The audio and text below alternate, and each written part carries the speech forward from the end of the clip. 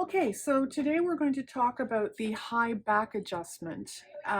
This is the first adjustment that you should do if you need to do this one.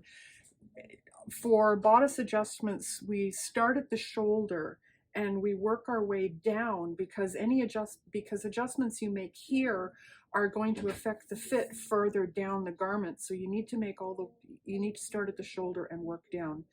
You do a high back adjustment if your garment kind of catches on the back of your neck, if the collar doesn't sit right, if the shirt kind of either pulls down your back or bunches up on your shoulders. It's because it used to be called a dowager's hump, which is descriptive but not very nice.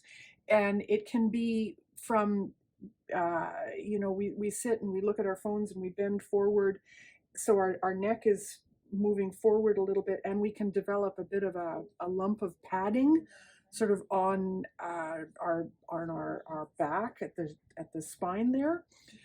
So this is a padding adjustment basically, and what this adjustment does is it raises the neckline and just adds volume where it's needed. So as with all adjustments, you trace the seam allowance because you're just making the adjustment to the garment, not in the seam allowance. And then you cut from your center back to the seam allowance, and then you cut from the edge into the seam allowance, leaving a hinge. And then all you do is you just spread your pattern piece like this to add however much volume you need here. You want to do this one fairly close to the neckline. This is kind of a trial and error to figure out how much you need to do, but that's basically it. So now I'm going to actually do it on an actual pattern piece to show you what I'm talking about. I'm going to do it on a piece of tracing paper now. So we draw the seam allowance because we want to make the adjustment in the actual body of the garment, not in the seam allowance. And then I've drawn a line across like this. So we cut along the line, and you don't need to be super fussy, super exact. You just cut, and then we'll turn it around and we'll cut it on this side so that we have a bit of a hinge, and I cut right through my hinge, so hang on. Yeah, it's on our website. It's just a free download. I knew it was, and I think it came with one of the emails that when I was away. This is the nice thing about the Swedish tracing paper. It's very forgiving for this kind of thing.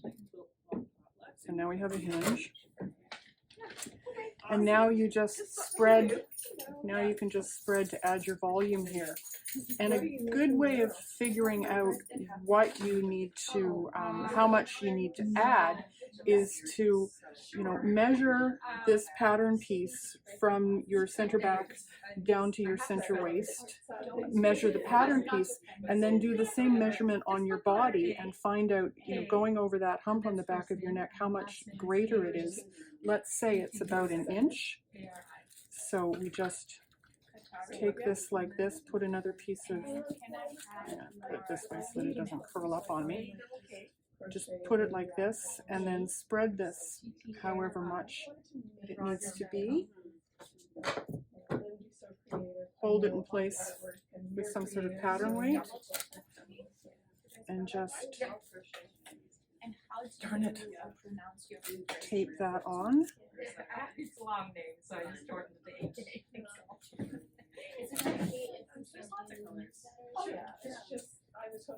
Like that. And now you'll notice that this center back, which you cut on a fold or you cut on a straight grain, is a little bit off. So we just true that up like that. And if this is a collared shirt, you haven't actually added enough, right here to actually change, how say a collar band or a neck binding or something is going to fit in there, you should still be fine. And then you just cut that out. Cut that off. Now, if you end up doing a whole lot of adjustments, you end up with something that's, you know, a bit of a Frankenstein of paper, at which point you just retrace the whole thing. So that is the high back adjustment. Done.